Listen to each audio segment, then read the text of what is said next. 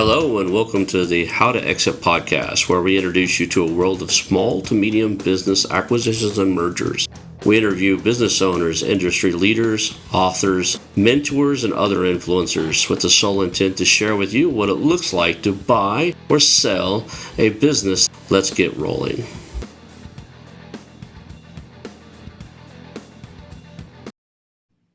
Hello and welcome to the How to Exit podcast. Today I'm here with Kison Patel. Kison is the CEO and founder of M&A Science, providing the best crowdsource-based educational resource and technology solutions to the M&A industry. Aside from geeking around with finance people, Kison loves sharing entrepreneurship life lessons that he learned along the way. Listen closely. If you're thinking about buying a business, growing it, and selling it, Kison is the guy that talks and works with your potential buyer on a regular basis. Welcome, Kison. Thanks for being on the show. Hey, thanks, Ron. My pleasure to talk to you. You know, I always start off in the same spot. How did you end up in M&A? Tell us kind of how you got started in this and how it connects to where you're at right now. That would be great. Well, I can tell you it was not the traditional, went to Ivy League school, went into banking at Goldman Sachs and wound up here. In fact, it was the opposite. I failed out of undergrad, like literally with academic deficiency, had a very short attention span, struggled, and found myself in a tough spot, but aspired to get into real estate, thinking that was my path forward to find success. Found out I was terrible at selling houses, couldn't quite make the emotional connection with those type of sales. Wound up in a little startup that was building a boutique M&A advisory practice and got my start there. Worked with that firm for about a year. Wanted to go in a different direction when it came to strategy and areas of focus. Started a practice at a pretty early age, around 2003. Built that up over a decade. Ended up working with a focus in hospitality for most of that time. Started small private assets. Got up to working with larger corporate chains like Kimpton, Extended Stay America, La Quinta, and then went into the financial institution, working with community banks, helping big banks buy little banks, small banks sell. And that led up to the recession, where I felt like I hit my wall on the advisory side because you're always living deal by deal. Wanted to do something different, got into the tech area, found myself in the startup that didn't pan out the way I wanted to, but it exposed me to the way software engineers were utilizing project management tools. I thought this is really interesting and something that our industry needs, or M&A needs, and started a company, DealRoom, in 2012 with the goal of bringing that project management functionality into the industry. Learned a lot of hard founder lessons and building a tech startup over that following 5 years. Around 2017, things started really picking up for that company. I got into podcasting, started a podcast called M&A Science that evolved into a digital media business of its own, where today we have several different business lines. We have a spin-off product called FirmRoom, which is a self-service virtual data room. We run an online academy program, our M&A Science Academy, and we have a few books published, but all things related to education and technology serving corporate finance. Awesome. So as we were saying in the intro, I want the guys to really hear this out because you work on a day in and day out basis with corporate M&A, like guys that have billion-dollar valuations. And most of my audience, and a lot of the guys I work with and network with, they're buying companies, doing roll-ups and stuff with the intent and or even hope, hope, intent, goal, strategy to eventually sell it to those corporate buyers, eventually sell it to those PE firms and stuff. So I want everybody to realize today that you've been working in that space for a while. You're going to have a deep insight into what those big corporate guys, corporate M&A want, what they're looking for, and what trips these type of deals up, and stops it from being able to sell or get full valuation, right? So we were talking a little bit about the show about like integration and what it looks like on that side. So I think we can just dive in and say, what is your biggest concern or what's the biggest thing that's on your mind right now around corporate M&A? For us, it's been an interesting journey. I mean, we've seen the last 5 years a big transition where the industry traditionally operated on a finance focus. Spent a lot of time creating a model, forecasting synergies, getting your board to approve it, go out and buy the company, hope everything else goes well. Well, if you look at all the research, it points to, hey, integration phase either makes or breaks your deal. Now we see a bigger emphasis on that. When you look at how integration goes well, it's all about the people in the end of the day. People have to be motivated and they have to be aligned on goals. That's what drives those results. You got to have good leadership. Now we're seeing the shift from a finance focus to a people focus in M&A. What does that mean? Taking this end state of where you're trying to go, what you're trying to achieve, and bring it to that front end of the process. Can executives align around this end state? Can that person that's going to be responsible to execute these integration activities to achieve that end state be involved early to help outline what this go to market is going to look like? What's it going to look like for the customer? How's that journey going to evolve? Because each organization has their unique way to serve the customer. What's that going to look like when these organizations come together?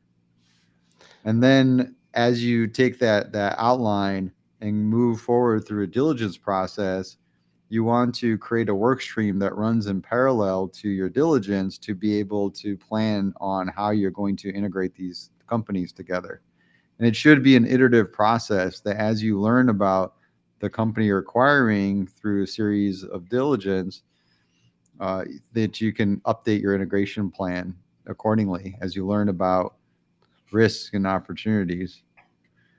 And then I think there's also an element with the company you're acquiring to help them understand your organization, where they're going to fit into it, what it's going to take to make this integration successful. So both teams are aligned on the objectives to make it happen. That's probably the big premise of where we see happening and changing.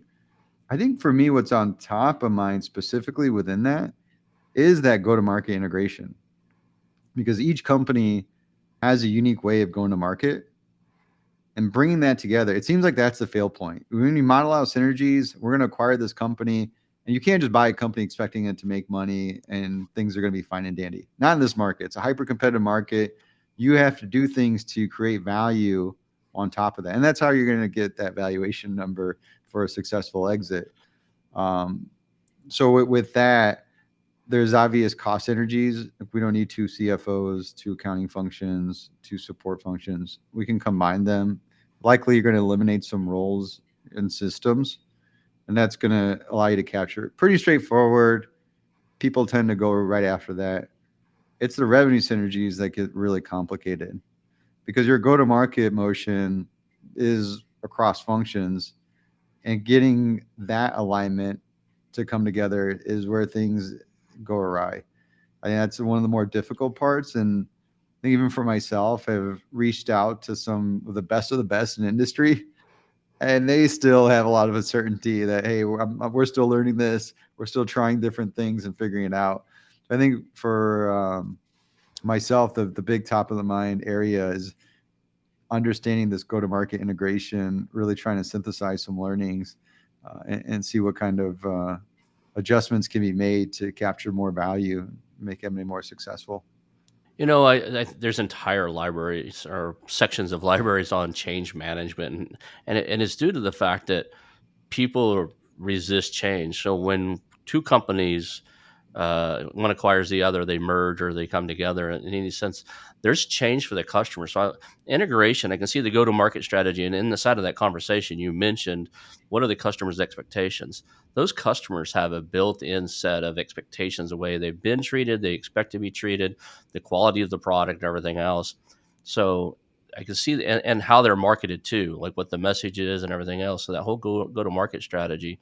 Is there a process that you've already, like you mentioned that you talked to a bunch of people? Has anybody kind of got an outline to say, here's how you figure out what the current customer experience is, what the expectations from the customers are, right?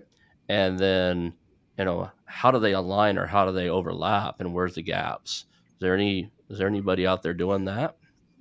So I would say it starts with there's a leadership alignment component, right? The leaderships of both sides align on what the goals are. Because if you don't have that, then you don't have a great start. So that's the primary is the strategies. Are they aligned on it? Do they have some pillars of goals, what they're trying to achieve, how they see go to market coming together? So the leadership alignment is key. Messaging comes after that. When you announce an M&A deal, you automatically just created a riff across the board between your internal employees, vendors, and your customers with a bunch of uncertainty. Right? That's all you created. As soon as you announce that deal, how do you counter that? That's where you got to communicate a lot to add clarification that you can answer a lot of these questions. What does it mean for the employee? Am I going to have a job? What's what's who's going to pay me? What was this going to affect my benefits? Who am I going to be reporting to? Right? Then you got your vendors. Like, what's that? Is it going to change things in our relationship? And then for the customer as well, how is this going to impact them? They have to have concerns about the way their service is going to be changed. Yeah. So the more you can communicate that, I think I've seen a lot too. Now we look at press releases for M&A. There's a lot more transparency in what that strategy is. This is what we're doing. Usually there's a good reason you do M&A. You don't just buy a company. I mean, especially these days, you buy a company, buy a bad company, it's probably a bad idea. You're going to lose a lot of value and money on it. When you build and align an acquisition against a strategy and what the company's trying to achieve, then there's a good rationale behind it. Maybe it's around capabilities that because we're buying this company, it's going to add capabilities to our stack that's going to make our offering much better and allow us to serve our customers better. Those are great things, and we're seeing that transparency. So communication is key. Answer even delivering bad news is fine. We're going to lay off 500 people, but we're also going to create 750 jobs, or maybe we're going to create 300. We're going to create a good transition process. We're going to support these team members through helping them identify other roles in the organization or support them to transition to roles outside our organization. We're not just putting them in a bad spot. Communicate. That's the number one thing. I think with this too, in terms of other learnings around the go-to-market integration, I'm still learning this, right? But there's this MPI model a lot of large organizations have. When you're small, you do a product launch and you do it, and it's pretty infrequent activity. But when you're larger, it becomes more frequent, and a new product launch runs across so many different functions in your organizations that have to be aligned to make it successful. So they usually will build this MPI model, a new product introduction. In M&A, there's a model where you can have a modified MPI model for those new products that you're acquiring. You're not going through as much as an organic approach, but when you can acquire a product, you can run it through that same type of process and be able to allow your teams to get aligned, the product marketing, the sales team, and the training and resources they need to make that successful.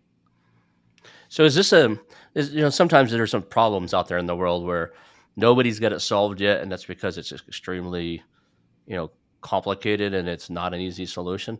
If you Google right now and look for why M&A fails or why mergers fail or why acquisitions fail, and you look at all the examples, right? How many times have AT&T bought a company, and ended up, 5 years later sold it for pennies on the dollar versus what they paid for it, right? And it's not, it's if you look at what top reasons why M&A deals fail, almost every time it's integration, right? They bought it, failed to integrate it in. If you could solve this, or if you could come up with a system that works at different, and it's different, the small to medium sized business versus corporate versus global enterprises, they're going to have a different system and process, but I think the core of it would be the same, right? So It's complex. It's complex to varying degrees because how you integrate a company could be sliced and diced a different ways. The depth of integration goes in different ways. Are you doing very light, partial, full integration, transformation? So there's different ways, and then the business you're acquiring, is that close to the core or far from the core? So that there is a lot of factors, and when you look at what integration actually is, it's the largest magnitude of change management this organization is going to go through. You're essentially peeling back layer by layer, years and years and years of processes that were created and reattaching it to another organization. That is It's complex, and it's not something computers can solve. It's not a quantitative exercise to figure out algorithms to do this. It's highly qualitative. At the end of the day, it's people to people challenges that you're going to come across, and those aren't easy to solve.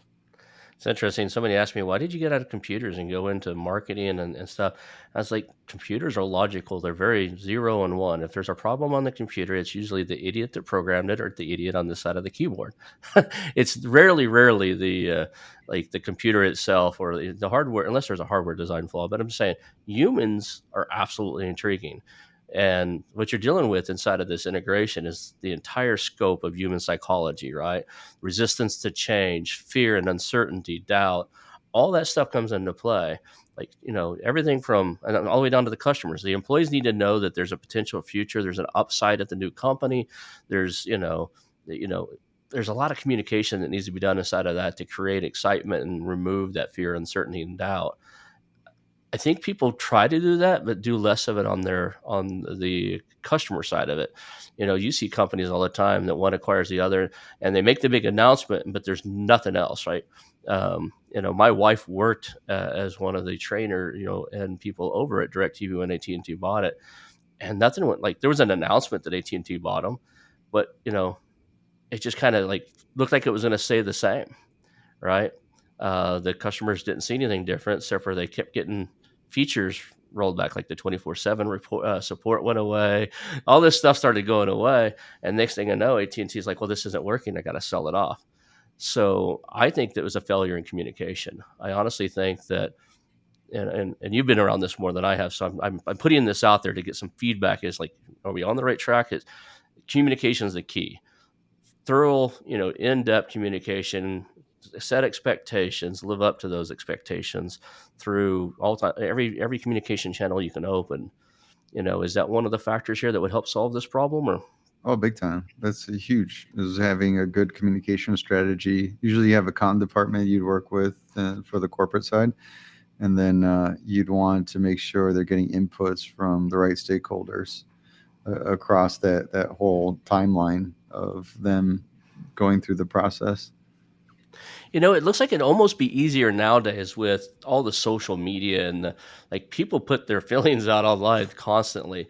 Like with the right tools, I think you can actually judge customer and client sentiment. They're how is the market feeling about you at the current time, and watch those conversations and communicate online with them. I don't know how many big companies are doing. I know that at the small level, the guys I work with, they're not doing that very often. They might have a social media manager, but they're not actually actively monitoring, tracking, and looking for conversations about them.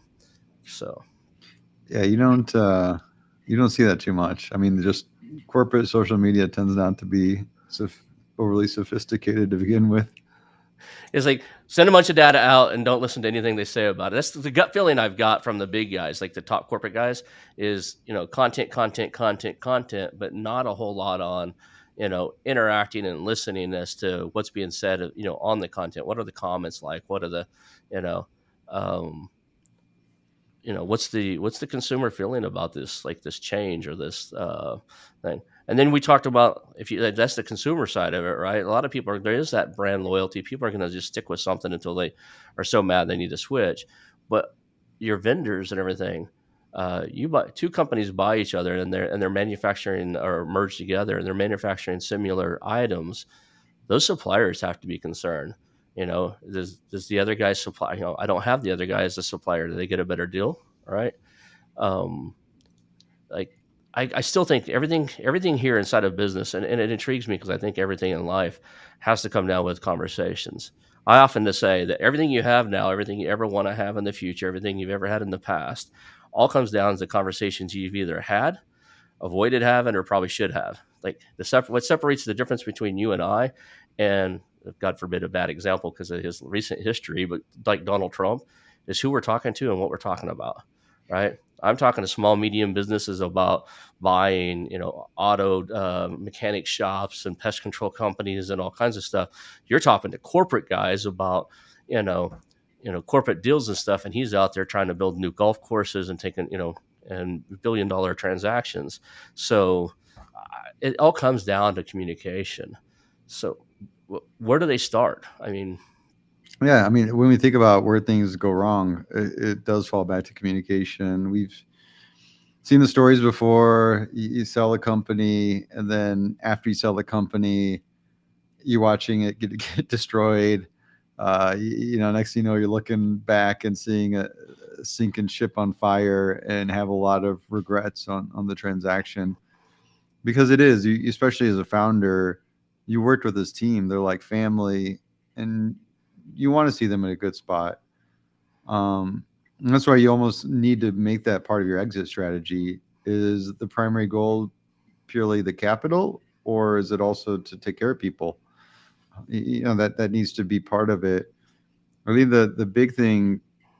I don't know how you. I don't know if you teach it. In some ways, you can. You can always look online and just find questions that you can ask. But I think that's what it comes down to, is really expanding on the questions that you're asking.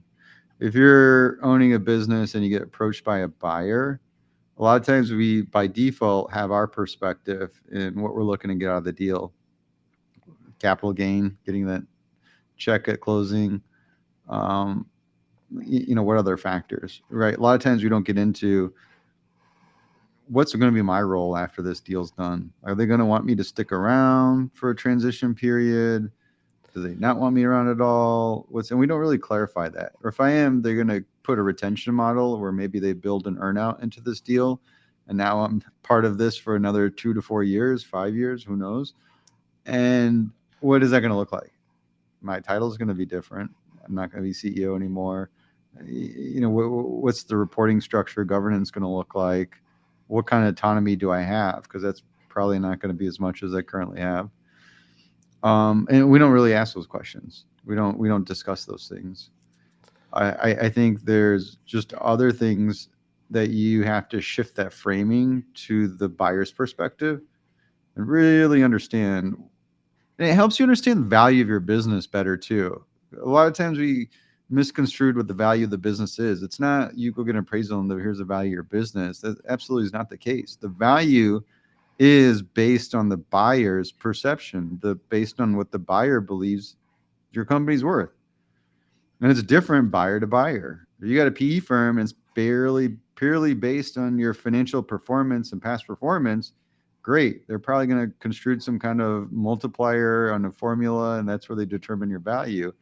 Or if you're dealing with a larger strategic, and all of a sudden they're calculating all these synergies around cost synergies, how they can take your product and incorporate it into their massive distribution model, and create all this revenue, you have a very different view of looking at the value of your business. It's really important to understand from the buyer's perspective how they're looking at your company. And I think it starts there, because you want to understand what's the strategy. Why are they actually interested in your company? Is it the people? Is it the product? Is it the revenues? Is it the market? What when you understand that, I think you just keep with that same curious mindset and just really ask questions. What have you done this before? Was it your first time doing an acquisition? Okay, there's probably a lot that's going to go wrong here. Hey, you've done this before. In fact, you've done about 5 a year for the last few years. Great. Can I go talk to some of those other CEOs that you've acquired? Can I hear their story and experience? probably you might get a no on that one. You know how many CEOs go, "Hey, I love the check I got. I hate my new job." Yeah, absolutely. And then that might be a sign right there. If they Yeah. don't, I've seen organizations that are great acquirers and they're happy to make those reference introductions.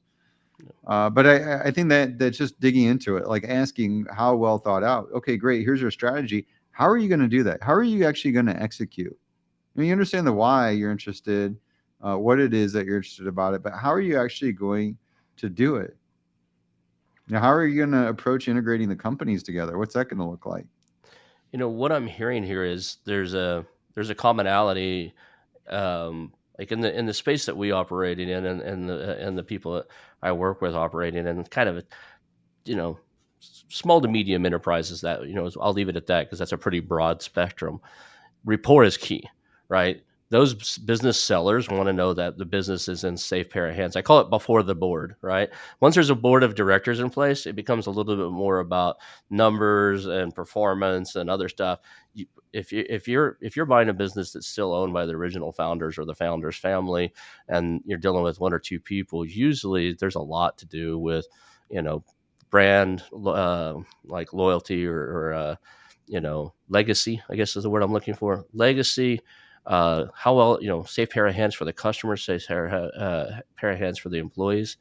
But it sounds like even that has to carry on inside of the corporate side of it too. That rapport, knowing who your buyer is, what they're wanting to do, that still carries there, even if they've lost sight of it. Yeah, I agree. Um, yeah, it is a little bit unique company to company, like who your stakeholders are. I think that's another factor of it because you could get thrown off. There could be some surprises there because people have different look. Begin digging, ask those questions to understand what that entails. And yeah, I think there's resources you want to tap into, and I think Ron, you're probably familiar. There's a whole ecosystem of experienced folks, and if you can tap into that, even ask other people, especially if you can find people that have done deals in the similar space, there's probably going to be a lot of value. I mean, the worst thing to do is just rush into things and not have the right consideration in the right places, and you make some mistakes because those are expensive mistakes when it comes to M&A. You can't take it back. So in the space that you operate in, you know, there's like there's kind of a standard. Everybody in this space knows that, like, prior to 1.5 million, in most industries, every industry is a little different, but in most segments out there, before you hit the 1.5 million in EBITDA, you're probably getting a 1 to 3x, unless it's a strategic purchase. You mentioned that strategic purchase earlier, and the valuation's different because of the synergies and the all that. Can we talk about, like, the valuation model, and does the integration, or how well they believe it can be integrated in? Does that come into that valuation model? I mean, this part of it, it's almost part of whether you should do the deal or not if you can integrate it. There's a big emphasis we've seen shift in the industry on the people side. With that comes understanding the culture elements of the organizations.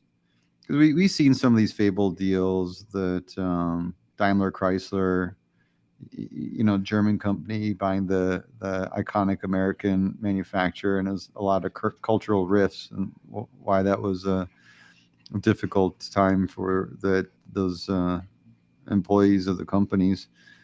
And I think that's a big risk factor. If you can buy a company and all of a sudden the cultures don't mesh at all, it doesn't work out. So I think emphasizing that becomes a bigger thing earlier if you can get an understanding. Sometimes it's between executives talking about values and what does that actually mean. We start talking about values, you expand into these things that help you understand cultures of the organization, help you understand the leadership approaches. It was one organization very top down versus bottoms up. That's not going to blend well together. Helps you understand decision making approaches, problem solving. I think that's a big factor that's really becoming more important when you do think about those elements of getting people involved to actually make integration successful. Um, and so that I think for the buyer, that's a big part that they're looking at. Then if you get in, depending on the deal, right? What are we actually buying? What are we putting together? If it's specific things around technology, you may have some technical views on how is this product going to integrate with our stack and things of that sort.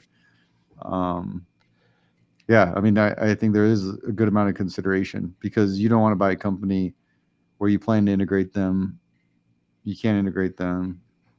That creates problem, or the opposite. You think you're not going to integrate them, and then you do need to integrate them. Is there a is there a play here?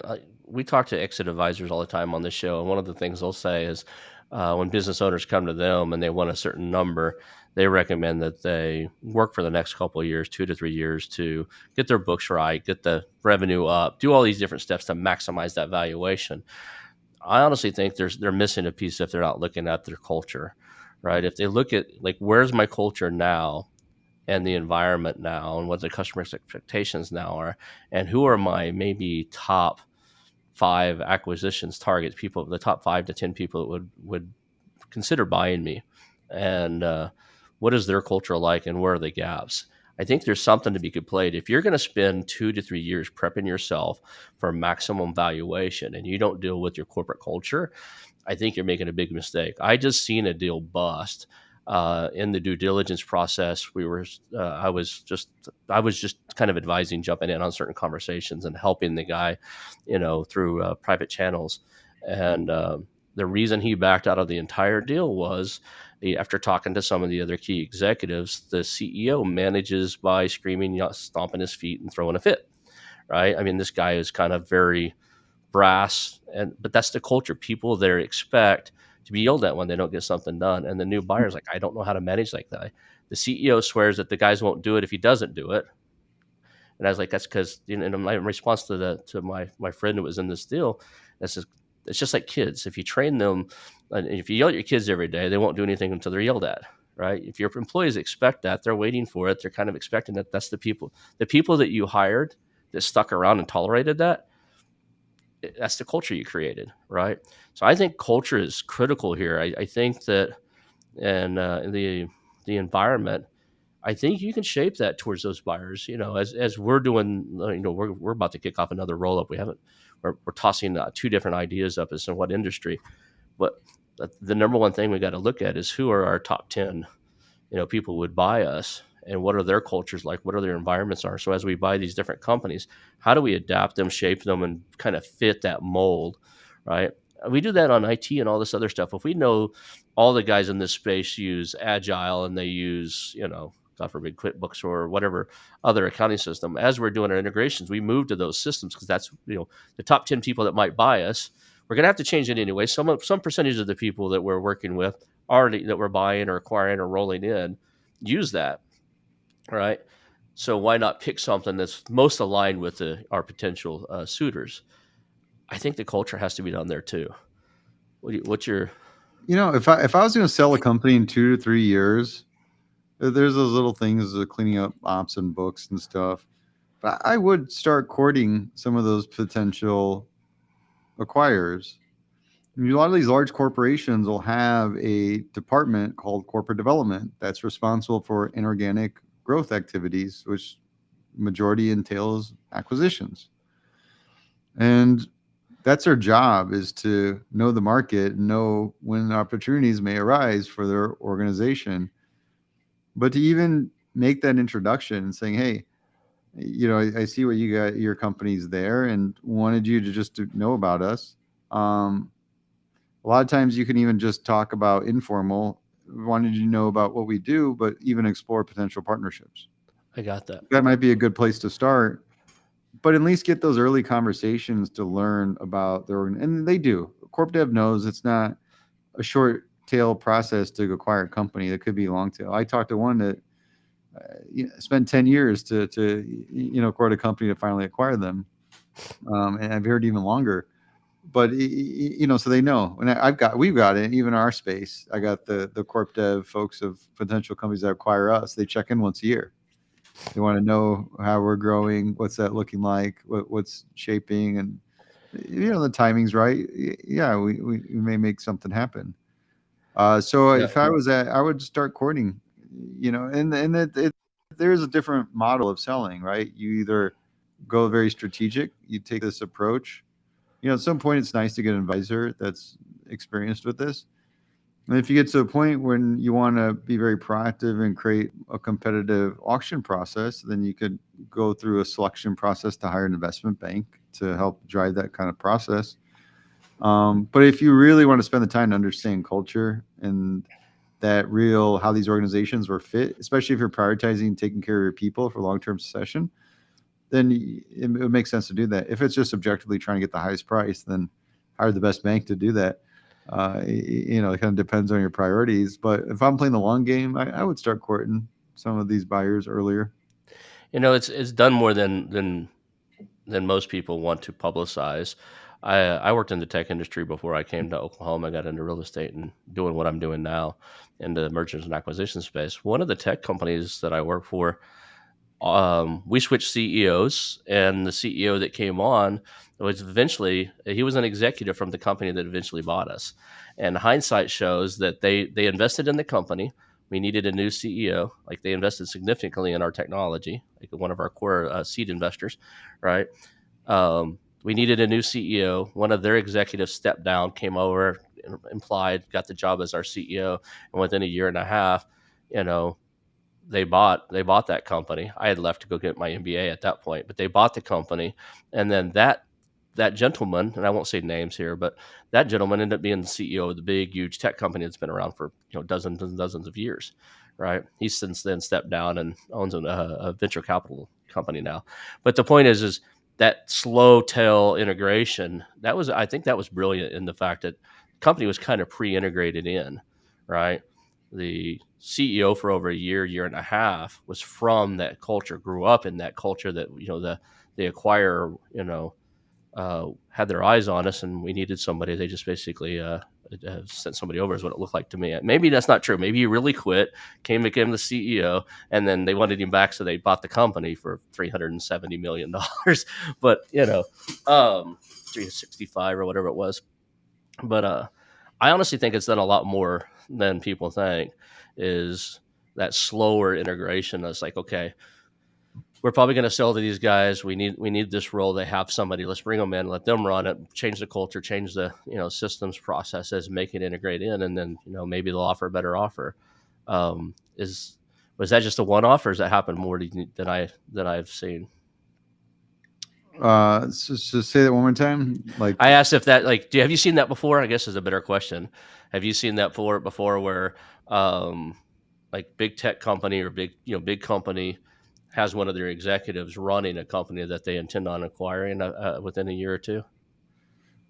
yeah, I mean, there's such a variable in that, in terms of a lot of times you typically want the current executive to stick around. Yeah. Usually 2 years is sort of a goal to create a retention package around, because that way it's relatively smoother. But then you have times when there is more imminent, and they'll find somebody in a business unit, or that's the goal, is they're going to integrate it into as more of an add-on acquisition into one of the existing units. They'll relieve the executive and have one of their current leaders take over. Yeah, the original founder of this, he wasn't even there when I get there. I've met him a few times. He's jumped in on a few of my networking things that I do for mergers and acquisitions now. He too is a VC now, but a venture capitalist. But so in that particular case, the owner, the founder created it, raised the money. He had already stepped aside and had another had other CEOs running it. He was working on other projects. He's a serial, he created multiple tech companies, and so I just think maybe that's a one-off. But I thought it was brilliant. From a hindsight, now that I'm in this space, I seen it as absolutely brilliant. And Yeah, we see some fun deals like that. People yeah, exit and then come back, buy the company back. yeah, I think there's this. I had a good interview with Tim Wentworth. He was the CEO of Express Scripts, and I liked how he framed that. A lot of times, people think after the deal's done for a CEO executive, it's kind of like career end, or they got to move on. But for him, he's sold businesses where it was an opportunity for him to further grow his career, where he ended up becoming a CEO of even a bigger unit. So I think that's kind of an interesting view too. Is when you think about selling your company, it may not be end of the road, end of the story, but it could actually be beginning of a new chapter and open up more opportunities for you to continue growing. I don't think that's the mind frame most of the time when we look at doing these M&A transactions. I just thought of that. I've never had either one of those guys on the show. I'm going to reach out to both of them and see. And quite frankly, if they agree to it when we get done with the show, I'm going to recommend they talk to you too, because they're at your space now, right? Like I'd love to talk to them, learn from them, and stuff like that. But I also give a third party, edification to you and what you do in the M&A Science podcast, because I think that they would be great. And I'll just say it: it's Enrique Salem from Symantec, who now has a VC firm, and Sunil Paul, who had created he created Brightmail. And then, but I'm gonna reach out to them, see if they want to be on the show, and then if they do, we'll see what we can do about getting them your way too. Just I think they would be great guests. They've bought and sold a few companies since then. They're investors. I think. So correct, I might be wrong, but I'm 99% sure. Sunil Paul was a seed investor or one of the early investors to LinkedIn. So they've been around Nice. for a while. But Cool. yeah, so I'm just curious of this space and how it translates down to the small to medium enterprise market.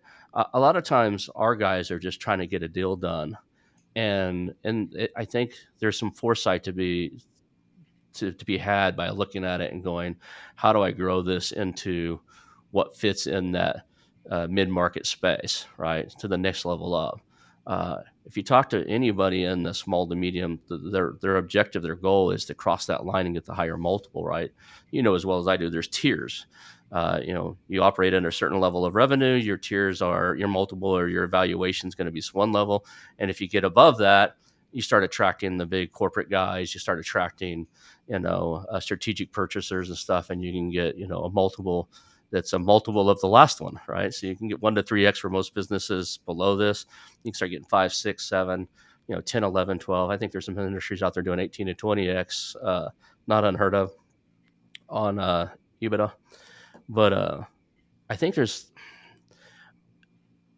I think there's something missing there in our space. Like I think people are not looking at that corporate culture and how to develop one that's just easily if they're really going to keep it for 5 to 10 years and or 3 to 5 years or whatever their goal and timeline is, and then sell it to a bigger player. um, I think they're missing a step if they don't. Like, Understanding how the buyer thinks, it goes back to that. Because if you can go out and talk to the private equity folks, your corporate strategics, talk to them. They're pretty candid. They're like, hey, this is why we wouldn't be interested in you now, but maybe down the road. And just ask them, how do you look? We do it for our company. How do you oh, look at valuing our company? And I reach out to the corp dev folks that look at businesses like ours, and I ask them, what do you see in the market right now? I'm just curious. And we're not looking to sell right now. I'm having a fun ride, but I'm curious to get a sense of what you're looking at. we did that And on our We did that on our last project. Our CEO was reaching out to the big P&E firms and some of the potential strategic guys and said, "Hey, we're building this thing, but if we were building it for you, what would you want us to build?" And we took notes on that, and we actually started applying that.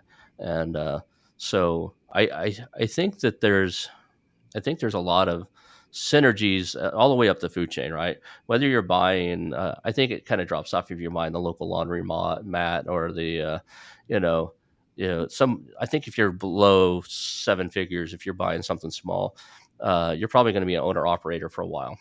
But if you're starting to get into the play where you're buying these companies with the intent to grow them and secure them and hand them over to a P&E firm or hand them over to $1 billion enterprise, um, there's some conversations and stuff that need to be had along the way. Is what do I need to build? What do I need to design? Right. Inside of this corporate, not only just go market strategy, the corporate culture, customer expectations, all that stuff. the learning journey at the end of the day. All right. So we're about 40 minutes into this. I wanted to make a quick stop here and just make sure people know how to get a hold of you, right? So double check that for me. It's put your LinkedIn Sure. profile. Cool. So for everybody that's listening, it's Kison Patel. You can look him up on LinkedIn, and it's the standard linkedin.com/n, and then his name spelled out Kison Patel.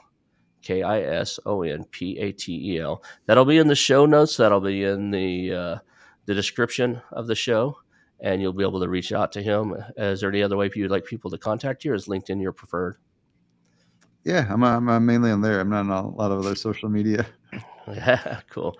Um, let's talk about what's coming on. What's happening in your world right now? I mean, we got about 10, 15 minutes here left. What's coming up on the M&A Science podcast? What's coming up inside of the content and courses you guys are putting together? Is there anything cool coming out? Oof, boy, it's a lot. It's a lot to keep up with when you have different business lines. That's what I learned. That's why I'm like, no, no new business lines. Let's just keep building what we're doing. For us, hiring's brutal, so we're proactively hiring across. We never in our company history have been hiring across every function. There are 35 people, and we have 13 open roles right now. So that's a big challenge that we're working across. I think the main product line that we have is DealRoom.net, and that one's doing well. It's a lot that we're investing into it now. That's sort of at a good place. So really excited about just seeing the direction it shapes because it's just we talk a lot about AI and things like that, and you're like, all right, how practical is this stuff? I think that industry in the next 5 years, you're going to see a lot of tools evolve that you see it now in the marketing and the sales space. We actually do use some of this technology, and it looks really cool. And I think that's going to start moving over into finance. So I'm excited in that particular area on the tech side. I think for us, what's unique and been our positioning is that we do all these interviews. We identify patterns from them to find proven techniques, and we aggregate it, document it, publish books and handbooks and all kinds of resources. I think that's starting to really catch on. Because our industry's been lacking that. M&A hasn't had a lot of standardization. And I think people are really realizing objectively everybody wants to make M&A successful, that they're tough, they're complex, there are a lot of resources involved in making these deals happen. So now we're starting to see a shift there as well, where companies are being more proactive about adopting the practices that allow them to execute better. It's interesting as I've taken a few courses and stuff. I've got more college degrees than the average fool should have. But when I decided to do something new, I was like, I'm not going back to college for this. I don't need another MBA. But there are people out there that know this space. So kind of like in the real estate space, I went out and hired a few of them. And they're reasonable. I think the top courses are around 20 grand for the year. You guys have some really cool courses that look like they're geared more towards that corporate structure and stuff. Um, but none of the ones that are at the level below, like the small to medium sized businesses that I've seen, have a clear cut deal room type of solution. And be honest, your price point's kind of outside of the scope of most of these guys. $1,000 a month as they're starting, right? It depends. Yeah, For our software solutions, they do range quite a bit. I yeah. mean, we can do some pretty expensive stuff for larger companies, but we do have our academy program. It's like $150 a month if somebody's That's interested. a great And price. Yeah. I would say for us too, we're big advocates of the diversity in our industry. We do have a scholarship program that enables 2 years of access through all best in class training templates. So if anybody, women, people with diverse backgrounds, there's a program they can apply for on our website too. Cool. So I'm a disabled vet with an American Indian card. Does that count? Sure, why No, not? I'm teasing that. I would gladly pay. So one of the things that I did, and I've seen the deal room, and I thought, well, you know what, and I've been through some of the courses, and there's no clear cut, do this, then do that. This is where due diligence clicked in. So I actually created one inside of my Asana, and I've got a business acquisitions workflow, right?